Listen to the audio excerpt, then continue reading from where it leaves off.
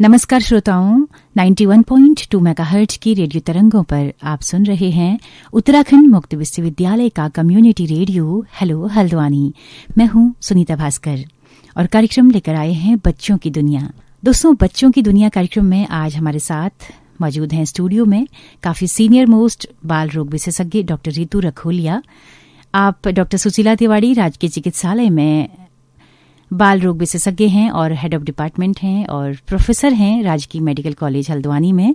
और इन दिनों आप काफी चर्चाओं में हैं कि आपने डॉक्टर सुशीला तिवारी राजकीय चिकित्सालय के बाल रोग विभाग के पास में बच्चों के लिए एक प्ले रूम बनवाया है, जो काफी लंबा आपका एक मिशन था। क्यों होना चाहिए अस्पतालों में भी बच्चों के लिए एक प्ले रूम, इसकी जरूरतों पर भी हम बात करेंगे। और मुख्यतः आज हम बात करने वाले हैं स्क्रीन टाइम पर। क्या टर्मिनोलॉजी है स्क्रीन टाइम और हमारी आज की अल्फा जनरेशन के लिए यह किस तरह से एक संकट की घड़ी है, पेरेंट्स के लिए कैसे एक बहुत चुनौतीपूर्ण समय यह है, इस पर विस्तार से बात करेंगे। डॉक्टर रितु रखोलिया, आपका बहुत बहुत स्वागत है स्टूडियो में।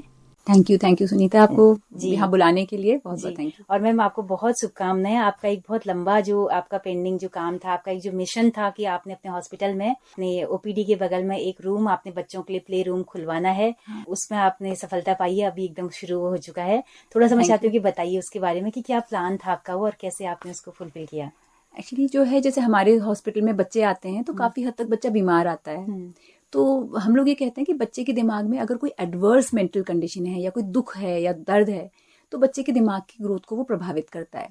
और वहीं पर जितने आपने बच्चे को अच्छे एक्सपीरियंस दिए हैं, खूब प्यार दिया हो बच्चे को, तो वो उसके दिमाग के ग्रोथ को एनहांस करता है। अगर किसी बच्चे को लगातार आपने दुख और पेन दिया है, जैसे हमारे यहाँ बच्चा हॉस्पिटल में आता है तो उसमें इंजेक्शन लगना या बच्चे को बार बार उसको प्रिक करना, सैंपल निकालने के लिए ऑक्सीजन लगाना, तो उससे हम बच नहीं सकते, तो वो बच्चे के दिमाग को एडवर्सली इफेक्ट करते हैं। लेकिन ये बच्चे जैसे थोड़ा रिकवर करने लगते हैं तो बाद में हमें कुछ दिनों तक बच्चों को सिर्फ इंजेक्शन देने के लिए रखना पड़ता है। तो मेरा एक सपना था कि जो बच्चे यहाँ से हॉस्पिटल से जाएं तो कुछ दुखी यादों के साथ उनके मन में कुछ अच्छी यादें भी। क्या बात है मैम, क्या बात तो मैं चाहती थी ऐसी जगह भी हो जहाँ बच्चा थोड़ी देर खेल सके या कुछ खुशी से रह सके। दूसरा, फिर हमारे वहाँ कुछ बच्चे होते हैं जैसे ऑटिस्टिक हैं या जिनको देखने सुनने में आप उनको स्ट्रक्चर तरीके से, नॉर्मल तरीके से नहीं पढ़ा सकते, तो उनको प्ले थेरेपी के द्वारा, खिलौनों के द्वारा, खेल के द्वारा सिखाना ज्यादा आसान होता है। तो उन बच्चों को सिखाने के लिए भी हमें मदद मिलेगी। तो मेरा एक ड्रीम सा था कि हम लोग इस टाइप से प्ले थेरेपी या प्ले रूम एक शुरू कर पाए, जो हमने इस साल अभी शुरू किया। तो हॉस्पिटल ने आपको एक रूम मुहैया कराया? जी। हमारे अलावा वहाँ पे इंस्ट्रूमेंट जो आपने जोड़ने थे वो आपने क्राउड फंडिंग या इस तरह से लोगों से फंड करके आपने इकट्ठा करवाया? जी, क्योंकि उसमें जो है हमारे प्रिंसिपल सर ने पूरा सपोर्ट किया हमें और उसकी वजह से फिर हम वहाँ खोल पाए। तो अभी बच्चों को खेलते हुए वहाँ पर आप देखते हैं तो कैसा लगता है? बहुत अच्छा लगता है, क्योंकि जब बच्चे को आप देखते हैं थोड़ी देर हंसते हुए, देखिए कितना रंगीन टॉयज हैं, खिलौने हैं, तो कितना भी बच्चा दुखी हो या रोता हो तो थोड़ी देर तो उसके चेहरे में हंसी जरूर आती है, चाहे सुबह शाम इंजेक्शन लगे, लेकिन बीच में बच्चा जब 1 घंटा खेलता है तो उतनी देर तो बच्चा हंसता है, खेलता है, तो उतनी देर भी बच्चे को आपने खुशी दी तो काफी अच्छा लगता है। बिल्कुल मैम, हॉस्पिटल में तो आपने खेल का एक रूम आपने बच्चों के लिए बना दिया, लेकिन मैम आज जिस टॉपिक पर हम बात करने वाले हैं वो बहुत ही रेलिवेंट और बहुत ही पूरी दुनिया का एक तरह से सार्वभौमिक विषय वो हो चुका है। पूरी दुनिया के पेरेंट्स उस बात से परेशान है कि आज हमारे बच्चे स्क्रीन टाइम पे बहुत ज्यादा समय व्यतीत कर रहे हैं, उससे उनकी पढ़ाई से लेकर उनका फिजिकल हेल्थ सब कुछ प्रभावित हो रहा है। तो इस पर क्यों ना आज हम बात कर रहे हैं, क्योंकि एक डॉक्टर के नजरिए से आप किस तरह से देखते हैं, आप पेरेंट्स भी हैं, 2 बच्चों की माँ है। सही बात है, मैनेज आप बहुत कुछ करके रखती हैं फिर भी। तो मैम कैसे, मतलब क्या इसमें शुरुआती सलाह या क्या, पहले तो सिनारियो क्या है, थोड़ा सा अगर आप किस तरह से आप वॉच कर रही हैं इस पूरे सिनारियो को? एक्चुअली हम लोग जो कहते हैं जैसे स्क्रीन टाइम जिसको हम कहते हैं, तो बच्चा पूरे 24 घंटे में टीवी, मोबाइल, टैबलेट या कोई भी इलेक्ट्रॉनिक गैजेट के सामने कितना टाइम व्यतीत कर रहा है उसको हम स्क्रीन टाइम बोलते हैं। तो काफी बार बच्चा जैसे 1 घंटा टीवी देख रहा है, 1 घंटा मोबाइल, तो छोटे बच्चे जो है पूरे दिन में अगर हम देखें तो काफी ज्यादा घंटे स्क्रीन के सामने स्पेंड कर रहे हैं, और ये बच्चे की दिमागी ग्रोथ के लिए बहुत ही नुकसानदायक। स्पेशली अगर हम देखें तो जैसे 2 साल से छोटा बच्चा है तो उसकी लैंग्वेज डेवलपमेंट के लिए और दिमाग बहुत तेजी से बढ़ता है, और उस समय बच्चे के लिए सोशल इंटरेक्शन बहुत जरूरी है। उस 2 साल से छोटे बच्चे में अगर आपने स्क्रीन देखा दी तो उसकी लैंग्वेज डेवलपमेंट नॉर्मल नहीं हो सकती। तो हम ये कहते हैं कि 2 साल से छोटे बच्चे को तो आप स्क्रीन के पास भी ना फटकने दें, न टीवी, न मोबाइल, न कुछ। बस थोड़ा सा जो हम अलाउ करते हैं, मान लीजिए फादर बच्चे से दूर है या बच्चा दादा दादी से दूर है, नाना नानी से दूर है, तो उसको बस वीडियो कॉल के जरिए उनसे कांटेक्ट में रखें। उस वीडियो कॉल छोड़ के हम कहते हैं बाकी आप इतने छोटे बच्चे को स्क्रीन से न दिखाएं। और जो दिखाते हैं उनके बच्चों की फिर लैंग्वेज डेवलपमेंट आप देखें, सोशल डेवलपमेंट बहुत बुरे तरीके से प्रभावित होती है। तो यहाँ तो आलम यह है कि बच्चा पैदा होता है और मोबाइल देख के ही बिल्कुल सही, बिल्कुल सही, आंखें घुमाना भी वो मोबाइल की स्क्रीन से ही शुरू कर रहा है आजकल। एग्जैक्टली हमने भी ये देखा कि आजकल जैसे पेरेंट्स मतलब एकल जोड़ी हैं, न्यूक्लियर फैमिलीज हैं, तो मदर भी वर्किंग है और काफी बार मदर अकेली है या हस्बैंड बाहर हैं, तो उसको घर का भी काम करना है, बच्चे भी देखने हैं, तो अपनी सहूलियत के लिए वो बेबी सिटिंग के रूप में यूज हो रहा है। तो बच्चे को आपने टीवी ऑन किया, मोबाइल हाथ में दे दिया और आप अपना काम करते रहें, पर इससे फिर बच्चे की दिमागी ग्रोथ इतनी ज्यादा प्रभावित हो रही है, लैंग्वेज इतना डिले हो रहा है कि बाद में इन चेंजेस को रिवर्स कर पाना पूरी तरीके से संभव नहीं होता। तो इसलिए इसकी दुष्प्रभाव के लिए हम लोग जब तक सेंसिटाइज नहीं है, इससे हम बच नहीं सकते। ओके, क्योंकि एक तरफा माध्यम में बच्चा सिर्फ देख ही रहा है, बस पैसिव होके देख रहा है, एक्टिव भी नहीं हो इंस्टेंट रहा है, ग्रेटिफिकेशन है और बच्चे को। डायलॉग किसी के साथ हो तो कोई और साथ कोई में भी इंटरेक्शन नहीं है, कोई इंटरेक्शन नहीं है। और इंस्टेंट ग्रेटिफिकेशन, बच्चे ने कुछ देखा, अलग अलग विजुअल्स उसको तुरंत दिखाई दिए, तो ऐसे बच्चों का फिर अटेंशन स्पैन भी कम होता है और बच्चा फिर तुरंत उसको चाहिए, मतलब थोड़ी छोटी छोटी चीजों में बच्चा अग्रेसिव हो जाता है। अगर वायलेंट वीडियो गेम्स देख रहा हो तो बच्चा वायलेंट हो जाता है। तो मैम ये तो पूरा यूनिवर्सल प्रॉब्लम हो गई आज, है ना, और बच्चे हिंसक भी हो रहे हैं अगर हम फिर मोबाइल अगर छीनते हैं। अगर हेल्थ के पॉइंट ऑफ व्यू से कहें तो हेल्थ में क्या क्या इम्पैक्ट और पड़ रहे हैं इसके? देखिए, एक तो इसमें जो है मतलब बच्चे के जो है चारों तरीके से हम देखें। एक तो बच्चे का जो है फिजिकल हेल्थ काफी मतलब इससे हेल्थ प्रभावित होती है। बच्चा दिन भर मोबाइल देख के बैठा रहता है तो ये बच्चे काफी हद तक मोटे होने लगते हैं। फिर आप देखेंगे बच्चा जब एक ही पोजीशन में बैठता है तो उसकी गर्दन में स्पॉन्डिलाइटिस वगैरह के चेंजेस हैं, आई स्ट्रेन, हेडेक, और बच्चा हाथ लगातार यूज करता है, रिस्ट पेन, ये सब भी चीजें होने लगती हैं। तो फिजिकल हेल्थ, पोस्चर भी फर्क पड़ता है। फिर हमने देखा है बच्चे के साइकोसोशल जो है साइकोलॉजिकल इम्पैक्ट बहुत ज्यादा है। ऐसे बच्चों का अटेंशन स्पैन कम होता है, हाइपर काइनेटिक होते हैं ये बच्चे। और फिर कुछ कुछ बच्चे आप देखेंगे इसमें एडिक्शन की तरफ भी जाने लगते हैं, हाइपर एक्टिव होने के साथ साथ। जैसे कुछ कुछ बच्चे अगर वायलेंट मूवीज देख रहे हैं तो वो बच्चे वायलेंट होने लगते हैं। और कुछ कुछ चीजें बच्चे, जैसे मान लीजिए अगर वो पोर्नोग्राफी के कांटेक्ट में आ रहे हैं तो पूरा उनका सेक्स के रूप में उनका परसेप्शन ही चेंज होने लगता है, काफी वायलेंट चीजें उनको नॉर्मल लगने लगती हैं। और बच्चा जैसे कुछ कुछ चीजें, जैसे अब वो गलत इंसान के कांटेक्ट में भी आ सकता है, प्रीडेटर्स के कांटेक्ट में भी आ सकता है, जो बच्चे के हेल्थ को अफेक्ट कर सकता है। बुलिंग का फोकस हो सकता है, काफी बार बच्चा ज्यादा सोशल मीडिया में है, उसने बुलिंग फेस की है तो बच्चा डरा रहेगा, तो बच्चे के साइकोलॉजिकल इम्पैक्ट को तो हम गॉज भी नहीं कर सकते हैं। फिर स्कोलास्टिक भी है, बच्चे की पढ़ाई लिखाई भी इसमें बहुत प्रभावित होती है। आप देखेंगे बच्चों का एकेडमिक परफॉर्मेंस काफी हद तक बाकी बच्चों से कम होने लगता है। तो इसमें बच्चे की मतलब चारों हम देखें बच्चे की सारी ही हेल्थ बहुत ज्यादा इम्पैक्ट होती है। तो किसी भी तरीके से इसके प्रभाव को इतना ज्यादा बच्चा देख रहा है कि इसके दुष्प्रभाव के लिए पेरेंट्स को सेंसिटाइज करना काफी हद तक जरूरी है। मैम, जो आपके पास पेशेंट आते हैं ओपीडी में, उनसे क्या आप पूछते हैं कि इस पर कभी राय मशवरा हुआ? तो हमने देखा जैसे अगर माँ बाप चिंतित हैं कि मेरे बच्चे के व्यवहार में कुछ चेंजेस आ रहे हैं, या बच्चा हमारा पहले होशियार था अभी पढ़ाई में पीछे आ रहा है, तो हम लोग काफी हद तक ये फाइंड करते हैं। या फिर बच्चे का जैसे वजन बढ़ रहा हो, ओबेसिटी हो रही हो, तब भी हम देखें तो उसके पीछे का अक्सर हमें कारण यही मिलता है कि बच्चा जो एक आध बच्चे को हम कहते हैं कम से कम 1 घंटा बच्चे ने बाहर खेलना चाहिए, तो बच्चा इतनी देर तक स्क्रीन देख रहा है कि वो बाहर खेलने का टाइम नहीं निकाल पा रहा है। और जिस समय उसको होमवर्क करना था उस समय बच्चा मोबाइल देख रहा है, उसमें पेरेंट्स को यही बता रहे हैं कि हम उसमें ऑनलाइन हम पढ़ाई कर रहे हैं, पर बच्चा कहाँ पढ़ाई से निकल के यूट्यूब देख रहा है या कुछ एंटरटेनिंग प्रोग्राम देख रहा है या कुछ और देख रहा है, उस पर हमारा कोई कंट्रोल नहीं है।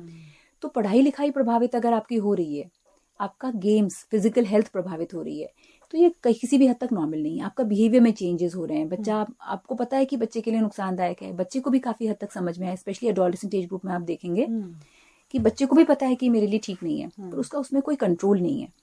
और जैसे ही उसको आप रोकते हैं तो उसको क्रेविंग्स ही होने लगती है। मोबाइल की स्क्रीन देखी तो अपने आप को कंट्रोल नहीं कर पा रहा है। तो फिर जब अगर इस हद तक ये चीज है तो हम उसको एडिक्शन लेबल करते हैं।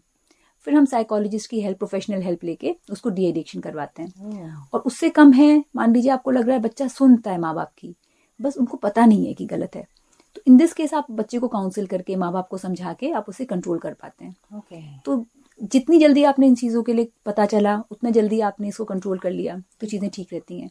एडिक्शन की स्टेज आने के बाद फिर आपको प्रोफेशनल हेल्प लेनी पड़ती है।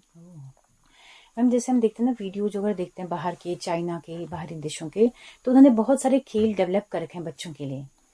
कभी पिलो लेकर ही कोई खेल कर दिया, या नीचे कुछ लाइनिंग बना के कुछ जंपिंग कर रहे हैं, कुछ मतलब देखती हूँ बहुत सारे खेल नए नए जनरेट किए होते हैं बच्चों के लिए। तो यहाँ पर ऐसा कुछ है नहीं है, तो फिर आउटडोर बच्चा जाके खेल ही रहा है और माँ बाप कभी बच्चों के साथ खेलते हुए दिखाई नहीं देते हैं। तो यही है, क्योंकि देखिए हम लोग पेरेंट्स कहते की तो जिम्मेदारी किस तरह की बनती है ऐसी जगह पे? क्योंकि देखिए हम लोग के उसमें हम ये कहते हैं कि बच्चे के लिए कम से कम 1 घंटा बच्चे को रिग्रेस फिजिकल एक्टिविटी दीजिए, क्योंकि हमने देखा इस बीच में मोटे बच्चे भी बढ़ रहे हैं। इनफैक्ट छोटे बच्चों में बीपी, शुगर वगैरह की प्रॉब्लम्स आने लगी हैं, पर हमने ये देखा कि बच्चों के पास खेलने की जगह नहीं है। तो छोटे छोटे घरों में बच्चे ट्रैप्ड हैं जिसमें 2-2 कमरे हैं सिर्फ, और बाहर सीधे रोड है, काफ़ी प्लेग्राउंड्स वगैरह की भी कमी है। तो इसमें पेरेंट्स के पास भी ज़्यादा टाइम नहीं है, वो भी सुबह निकल के शाम को आ रहे हैं, तो वो भी थके हुए हैं।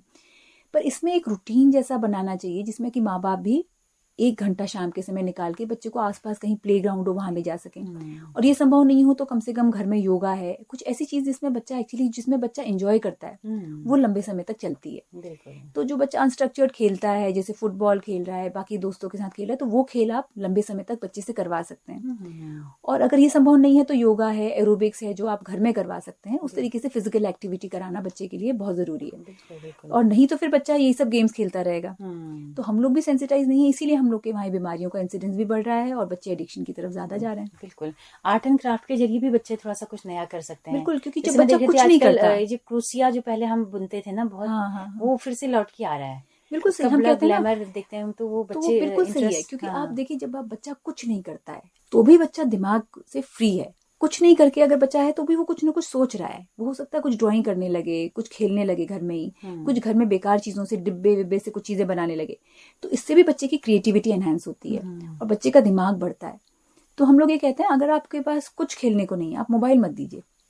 बच्चा अपने आप देखिए कोई ना कोई गेम बनाएगा। हो सकता है कुछ निटिंग ले ले, ड्राइंग ले ले, पेंटिंग ले ले, दोस्तों के साथ बातें करे, वो फिर भी बच्चे को फायदा ही करेगा। और ये जो पुरानी एक्टिविटीज हैं, इन सबसे काफी दिमागी ग्रोथ अच्छी होती है। बच्चा शांत भी रहता है, उसको अपनी एनर्जी चैनलाइज करने को मिलती है और इससे कुछ ना कुछ पॉजिटिव ही निकलता है। बिल्कुल बिल्कुल मैम, जैसे बीच में हम पढ़ रहे थे लगातार कि जो यूरोपियन देश हैं, जो बाहर की कंट्रीज हैं, वहां पर प्री टीनेज वाले बच्चे भी एक तरह से टीनेज में आ चुके हैं, सेक्सुअली या तमाम सारी चीजों को जान रहे हैं, क्योंकि उनके सामने इतना ज्यादा एक्सपोजर है। तो ये अब केवल वहां नहीं रह गया, ये हम देखते हैं कि यहाँ अपने आसपास भी हम इस तरह की घटनाएं देख रहे हैं कि बच्चा इस तरह की बातें कर रहा है ना, हमारे बहुत ज्यादा बढ़ गया। मतलब इतनी डेप्थ तक की वो बातें कर रहा है कि हम यकीन नहीं कर सकते हैं। अभी हमने स्कूलों की कुछ गपशप सुनी थी कुछ बच्चों की टीचर्स के थ्रू, तो मालूम चला कि बच्चा बहुत बड़ी बड़ी बातें कर रहा है, एकदम छोटी एज का बच्चा। तो मैम, इससे क्या उनकी ये जो बच्चा जो है, ये सब चीजों से अपनी फैमिली से ज्यादा इंटरनेट या सोशल मीडिया से इन्फ्लुएंस हो रहा है। तो उसको जो नॉलेज मिल रही है, हम यही कह रहे हैं कि बच्चे को जो है नॉर्मल सेक्स एजुकेशन जो हमें देना चाहिए, वो घर में प्रॉपर वे में देना चाहिए। तो वो स्कूल में या माँ बाप के थ्रू अगर मिले तो बच्चे को नॉर्मल नॉलेज होती है। और इसमें जो वीडियोज में मिलता है, पोर्नोग्राफी के थ्रू जो बच्चे को मिल रहा है, जो कंटेंट मिल रहा है सोशल मीडिया में, वो रेगुलेटेड नहीं है। तो हम ये कहते हैं, बच्चे के साथ आप को व्यूइंग करें। जैसे अगर आप बच्चे को व्हाट्सएप अलाउ कर रहे हैं या फेसबुक इंडिपेंडेंटली अलाउ कर रहे हैं, पबजी भी अलाउ करें, तो 18 साल के बाद बच्चे को आप इंडिपेंडेंटली अलाउ करें। और 13 से 18 साल में को व्यूइंग करें। आप बच्चे की निगरानी में आप जो आप देख रहे हैं, जो बच्चे को अलाउ करें, वो आपने जरूर देखा होना चाहिए। तो अगर आप बच्चे के साथ हैं तो आपको पता है कि बच्चा क्या देख रहा है, आप उसको रेगुलेट कर सकते हैं। नहीं तो बच्चा कुछ काफी चीजें ऐसे देखेगा, एक तो जो कंटेंट देखेगा उससे बच्चे का परसेप्शन चेंज होता है। पोर्नोग्राफी या फिर जबरदस्ती में कोई चीजें करना या नहीं को हाँ मानना, वायलेंस, ये सब चीजें बच्चे को नॉर्मल लगने लगती हैं। तो और दूसरा, फिर काफी बार जो है गर्ल्स हैं या बॉयज हैं, वो भी सेक्सुअल प्रीडेटर्स के कांटेक्ट में आ सकती हैं, जो बच्चे से गलत चीजें पोस्ट करने को बोल सकते हैं, बाद में बच्चे को ब्लैकमेल कर सकते हैं, उनसे मिलने की कोशिश कर सकते हैं। इधर वे बच्चे के साइकोलॉजिकल और फिजिकल के लिए ये दोनों चीजें ठीक नहीं है। तो अब हम ये कहते हैं कि अगर आप सोशल मीडिया बच्चे को अलाउ कर रहे हैं तो 13 से 18 साल में आपने उसे पूरा तरीके से रेगुलेट करना है। पेरेंटल गाइडेंस में ही वो होना चाहिए। जो कंटेंट जो बच्चा एक्सेस कर रहा है, आपने वो जरूर देखना चाहिए। और सिर्फ 18 ईयर्स के बाद आप बच्चे को इंडिपेंडेंटली ये सब चीजें अलाउ कर सकते हैं। तो बहुत सारे एस्पेक्ट आपने बता दिए हैं। और क्या आप सुझाव देंगे पेरेंट्स के लिए? मतलब बता तो दिया ही आपने, फिर भी क्या ट्रैगल करने लायक समस्या है, ये अभी भी हैंडल हो सकती है या चीजें हमारे हाथ से बाहर जा चुकी हैं? देखिए, नहीं, बिल्कुल। अब जब जिस दिन आपको अक्ल आ गई उसी दिन सवेरा है, जैसे हम कहते हैं। तो अगर जिस दिन मान लीजिए, कब एक तो बच्चे को मतलब आप घर में इतना ऐसा एटमोसफियर रखें कि बच्चा आपके साथ हर चीज शेयर कर सके। तो ये बहुत जरूरी इसलिए है क्योंकि कभी मान लीजिए बच्चे को कोई बुलिंग कर रहा हो या बच्चा इनएडिक्वेट कुछ ऐसे कंटेंट के साथ आपके साथ एक्सपोज हो रहा हो, बच्चे को कोई गलत सेक्सटिंग कर रहा हो, अगर बच्चा आपके साथ फ्री है तो आपको हर चीज बताएगा। उसे यहीं अगर ये लगेगा कि आप उसे तुरंत डांटेंगे डपटेंगे तो आपके साथ वो हर चीज शेयर नहीं करेगा। तो काफी बार बच्चा साइबर बुलिंग है या फिर सेक्सुअल प्रीडेटर्स के कॉन्टेक्ट में आ रहा है। ऐसा होने पर भी जो है हम चाहते हैं कि माँ बाप घबराएं नहीं, तुरंत बच्चे को बताएं कि उस बंदे को ब्लॉक कर लीजिए, उसके मैसेजेस सेव कर लीजिए। अगर आपको कहीं रिपोर्ट करना पड़े तो मैसेजेस आपने सेव किए हुए हों। और अगर स्कूल का कोई बंदा है या उसके पेरेंट्स को आप जानते हो तो आप उन्हें कांटेक्ट करके बता सकते हैं कि आपका बच्चा हमारे बच्चे को बुली कर रहा है। और ऐसा भी नहीं है तो आप कम से कम जो साइबर पुलिस है उनको रिपोर्ट कर सकते हैं। बच्चे के चाइल्ड हेल्पलाइन नंबर्स भी होते हैं 1098, जिसमें ये चीज़ें रिपोर्ट की जा सकती हैं। तो बच्चे को आपने ये बताना है कि कुछ भी गलत अगर हो रहा है तो इसका एक तरीका है जिसे हम आपको बचा सकते हैं, आपको सेव कर सकते हैं।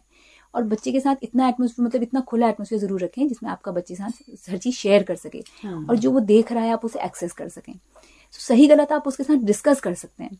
दूसरा, जब बच्चे के साथ आप कॉमन को व्यूइंग करते हैं तो उसमें आप उसको छोटे छोटे टीचेबल मोमेंट्स ले सकते हैं। आप बता सकते हैं, जैसे बच्चे के साथ मान लीजिए कोई गर्लफ्रेंड है, बॉयफ्रेंड है, उनके पीछे बता सकते हैं कि बेटे देखो उसने मतलब नहीं, अगर बच्चा लड़की नहीं कह रही है तो उसका मतलब नहीं है, इट इज नॉट राइट। तो आप उसको, या फिर कोई बच्चे उन्होंने कोई, आपको लगता है प्रीमैरिटल सेक्स है, उसके बाद कोई प्रेग्नेंट हो गया, आप ये बोल सकते हैं देखिए इन्होंने ये किया, इसका नतीजा ये है, इससे बच्चे को बहुत नुकसान होगा। अगर ये बच्चा ऐसा नहीं करता तो शायद ही अपने स्पोर्ट्स में या अपने करियर में अच्छा कर पाता।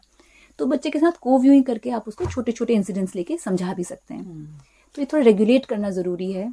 और अगर हम लोग सेंसिटाइज रहेंगे, बच्चे को टाइम दे पाएंगे तो ये करना बहुत इजी है, बहुत मुश्किल नहीं है। और माँ बाप पेरेंट्स को खुद भी मोबाइल छोड़ना पड़ेगा। एग्जैक्टली, क्योंकि जो हम बोलते हैं और जो हम करते हैं, जो हम बोलते हैं वो बच्चा सब फॉलो नहीं करता है, और जो हम करते हैं बच्चा वो फॉलो करता है। अगर आप पढ़ रहे हैं, आप बच्चों को पता है कि जब फ्री टाइम मिलता है, मम्मी पापा बात कर रहे हैं, वो फिजिकल एक्टिविटी, फ्रूट्स खा रहे हैं या एक्सरसाइज कर रहे हैं, तो बच्चा आपको कॉपी करता है।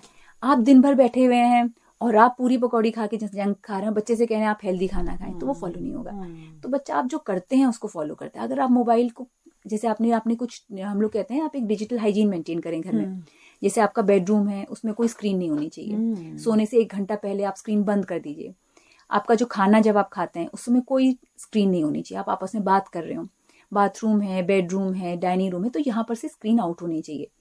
अगर आपके घर में ये सब रूल्स फॉलो करें तो बच्चा डेफिनेटली फॉलो करेगा। उसको पता है कि 1 घंटा हमें बाहर निकल के खेलना है। आप वॉक करने जाएं तो बच्चा आपके साथ खेलने जरूर जाएगा। बिल्कुल मैम, टॉयलेट रूम में भी बच्चा मोबाइल ले जाता है और फिर पॉटी में बहुत वक्त लेता है। उसका किस तरह से इम्पैक्ट देखने को मिलेगा? क्योंकि यहाँ देखिए, ये जो हमने डिजिटल फ्री जोन्स नहीं रखे हैं, तो बच्चा वहां पर क्या देख रहा है आप कहीं से रेगुलेट नहीं कर सकते। तो उसको ये पता है कि यहाँ मैं क्या देख रहा हूँ कोई फॉलो नहीं कर रहा है। तो ये हमें कहते हैं at least bedroom, bathroom, dining room, यहाँ पर डिजिटल हाइजीन है, आपके रूल्स होने चाहिए घर में। आप एक बाउंड्रीज ड्रॉ करें कि यहाँ पर स्क्रीन नहीं अलाउड है। बिल्कुल। तो बहुत ही अच्छी बातचीत आपने बताई। और पेरेंट्स के लिए जो सबसे आखिरी में बताया वो सबसे ज्यादा महत्वपूर्ण मुझे लगा कि ये 3 जगहों पे आप कम से कम ये हाइजीन आप रखें। बिल्कुल, तो आप खुद ही महसूस करेंगे कि हफ्ते भर में आपके घर का माहौल चेंज हो रहा है। एग्जैक्टली। और दूसरा, हम जैसा करेंगे वैसा बच्चा फॉलो करेगा। तो हमें भी थोड़ा अपना एडिक्शन कम करना है। बिल्कुल। तो बच्चों को बोलें कम, खुद करके दिखाएं। उनको बताएं कि हेल्दी खाना खाना है, फिजिकल एक्टिविटीज में इन्वॉल्व होना है, स्क्रीन अच्छी नहीं है, सोने से पहले 1 घंटा स्क्रीन ऑफ होना चाहिए। उससे बच्चे की नींद भी हैम्पर होती है। बिल्कुल, जो एक माहौल होता है सोने के लिए वो नहीं मिल पाता। और ब्लू लाइट से, हम कहते हैं ना, हमारी जो ब्लू लाइट स्क्रीन की होती है उससे मेलाटोनिन का सिक्रीशन कम करके रात की नींद डिस्टर्ब होती है। तो वो 1 घंटा पहले अगर आपने बंद कर दिया तो आप पूरी रात की नींद अच्छी आती है। तो छोटी छोटी चीजें हैं पर ये पॉसिबल हैं। बिल्कुल। और अभी वक्त रहते इन पर अगर हम काम करना शुरू करें, इनको आजमाना शुरू करें तो बहुत चेंजेस हमको दिखने लगेंगे। डेफिनेटली, क्योंकि हमारी नेक्स्ट जनरेशन के लिए इम्पोर्टेंट है जी। और अभी हम लोग अलर्ट नहीं होंगे तो फिर काफी टाइम निकल जाएगा। बच्चों के बनने का भी यही टाइम होता है, एडोलेसेंट एज ग्रुप। बिल्कुल। तो उसमें अपने बच्चों को, जो हमारे टाइम पे ये चीजें थी नहीं, तो इसलिए हम सभी ने अपने अपने करियर्स अचीव किए। अब हमारे बच्चों के टाइम पे इतना डिस्ट्रैक्शन है कि अगर पेरेंट्स सेंसिटाइज नहीं रहे तो बच्चा जो अचीव कर सकता है लाइफ में वो नहीं कर पाएगा। बिल्कुल बिल्कुल। और बहुत बड़ी बात आपने कही कि हमारे वक्त पे इतना डिस्ट्रैक्शन नहीं था। ओवरऑल हम लोग पढ़ते ही थे फिर, और बहुत कुछ नहीं था सब करने के लिए। तो इसलिए हमें ये पता नहीं कि हमने अपने पेरेंट्स के लिए, हमारे पेरेंट्स ने कभी इतनी सारी हमें ये सब चीजों को उनको सुपरवाइज नहीं करना पड़ा। पर ये हमारी जनरेशन के लिए नया चैलेंज है। बिल्कुल। नेचुरल वे में जो हो रहा था वो बिल्कुल अननेचुरल हो चुका है। तो ये एक नई चैलेंज है इस जनरेशन के पेरेंट्स के लिए। बिल्कुल। और इस पे लगातार इस तरह की वार्ताएं मुझे लग रहा है होनी चाहिए, ताकि लगातार हम लोग पेरेंट्स को हिट करके बार बार कुछ ना कुछ उनको एक आगाह कर पाए। और पेरेंट्स सेंसिटाइज रहेंगे, उनका बच्चा है, वो अपने बच्चे का बेस्ट चाहते हैं। और बच्चा जब ये देखेगा कि इसका फायदा है या मेरे माँ बाप भी यही कर रहे हैं तो वो डेफिनेटली फॉलो करेंगे। बिल्कुल। तो डॉक्टर ऋतु रुखलिया, बहुत शुक्रिया, इतना कीमती वक्त और इतनी अच्छी बातें, इतने अच्छे सजेशंस आपने हमारे लिसनर्स को दिए। बहुत बहुत शुक्रिया आपका। थैंक यू जी। और उम्मीद करेंगे कि आप जल्दी ही, अभी विंटर्स आ रहे हैं तो बच्चे फिर से बीमार पड़ रहे हैं, कहना नहीं मानते हैं, किसी को टॉन्सिल्स की दिक्कत हो रही है, किसी को जुकाम हो रहा है, खांसी हो रही है, तो इन सब पर भी हम चाहेंगे कि अच्छा सा एपिसोड आप हमारे श्रोताओं के लिए जरूर लाएं। तो जल्दी ही नेक्स्ट वीक तक हम उम्मीद करेंगे कि आप फिर से हमारे श्रोताओं के लिए हाजिर होंगी। जरूर। तो नववर्ष की हेलो हल्द्वानी रेडियो टीम की तरफ से आपको बहुत बहुत शुभकामनाएं। Thank you. आप बहुत सारे बच्चों के लिए जीवन दान देने वाली बने इस पूरे नए साल में, जैसा कि आप लगातार डेडिकेट तरीके से अपने पेशे को आप काम कर रही हैं, दे रही हैं। बहुत शुभकामनाएं। Thank you. जी। तो दोस्तों, आप सबका भी बहुत बहुत शुक्रिया इस कार्यक्रम में अंत तक हमारे साथ बने रहने के लिए। अगर ये बातचीत पसंद आई हो तो अपना फीडबैक जरूर दीजिएगा। हमारा यूट्यूब चैनल है, फेसबुक पेज है हेलो हल्द्वानी नाम से, आपके फीडबैक का इंतजार रहेगा। तो डॉक्टर रितु रखोलिया जी के साथ में अपने रेडियो मित्र सुनीता भास्कर को दीजिए इजाजत। नमस्कार।